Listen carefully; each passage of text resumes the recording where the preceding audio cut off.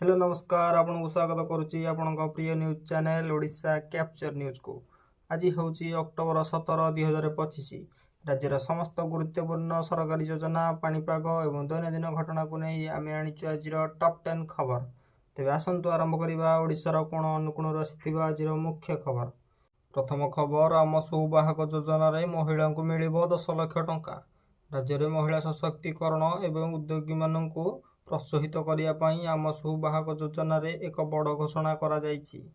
महिला स्वयं सहायक गोष्ठी एवं व्यक्तिगत महिला उद्योगी मानू व्यवसाय 10 लाख टंका पर्यंत सुधमुक्त ऋण मिलिबो।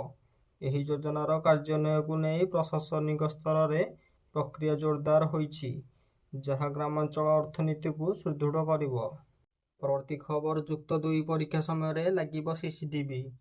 शिक्षा क्षेत्र में स्वच्छता आनिबा एवं कॉपी को रोकवा उच्च माध्यमिक शिक्षा परिषद सीएचएससी एक बड़ कड़ा नियम लागू करिछि। आसंता वार्षिक जुक्त 2 परीक्षा समय राज्यर समस्त परीक्षा केन्द्र सीसीटीवी कैमेरा लगाइबाकू बाध्यतामूलक करा जायछि। परिषद समस्त केन्द्र को एहार स्टाटस जणाइबाकू कहिछि एवं नवेम्बर 29 सुधा समस्त प्रस्तुति सारिबा को डेडलाइन दिया जायछि। परवर्ती खबर ओडिशार राशन कार्ड हिताधिकारी एक गुरुत्वपूर्ण घोषणा होइछि। राज्य सरकार प्रति व्यक्ति लगी अतिरिक्त 5 किलो चाउल जोगाई देवाकू निष्पत्ति नैछंती। तेबे खाद्य जोगाण मंत्री चेतावनी देइछंती जे आसंता मासरू केवल से हिताधिकारी को राशन पाइबे जे माने केवाईसी करिथिबे। एही समय 16 लाख अधिक हिताधिकारी को चिन्हट करा जायछि, जे मानक कार्ड केवाईसी प्रक्रिया पर बातिल करा जिवो।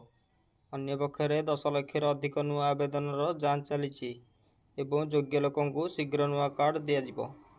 परवर्ती खबर मुख्यमंत्री बड़ घोषणा हविष्याणी डिजिटल रजिस्ट्रेशन। पुरी रे कार्तिक मासर व्रत पालन करुथिबा हविष्याणी माँ मानू मुख्यमंत्री मोहन चरण माझी भेटिछंती। सेमानंक सुविधा पाई आसंता वर्ष ठारू ऑनलाइन रजिस्ट्रेशन व्यवस्था आरंभ करा जिवो बोली मुख्यमंत्री बड़ घोषणा करिसंती। यह द्वारा हविष्याणी मानू पुरी रे रहिबा पाई आउ अधिक असुविधा भोगिबाकू पड़िबो नहीं। परवर्ती खबर राज्य में डेंगू रोगर आतंक बढ़िला। राज्यर अनेक सहर और गाँव में एवं डेंगू रोगी संख्या बढ़िबारे लागिछि। एही परिस्थिति को देखि स्वास्थ्य विभाग सबु जिला को अलर्ट जारी करिछि। लोकों को सेमानंक घर चारिपाखर परिवेश को परिष्कार रखिबा एवं मशा को नियंत्रण करिबा पाई विशेष भावे कुआ जायछि। परवर्ती खबर भुवनेश्वर समेत 4टी जिले में भारी वर्षा आशंका। भारतीय पाणीपाग विभाग पक्षरु आसंता दिन में राज्यर किछि जिले में प्रबल वर्षा हेबार संभावना रही। विशेषकर भुवनेश्वर समेत गजपति, गंजाम, खोर्धा एवं कंधमाल जिला सतर्क सूचना जारी करा जायछि। लोकों को सावधान रहिबा को परामर्श दिया जायछि। परवर्ती खबर युवकों राज्य सरकार नुआ ट्रेनिंग प्रोग्राम। ओडिशार बेकार युवक युवती को चाकरी प्रस्तुत करने उद्देश्य रे राज्य सरकार एक नुआ ट्रेनिंग कार्यक्रम आरंभ करुछंती।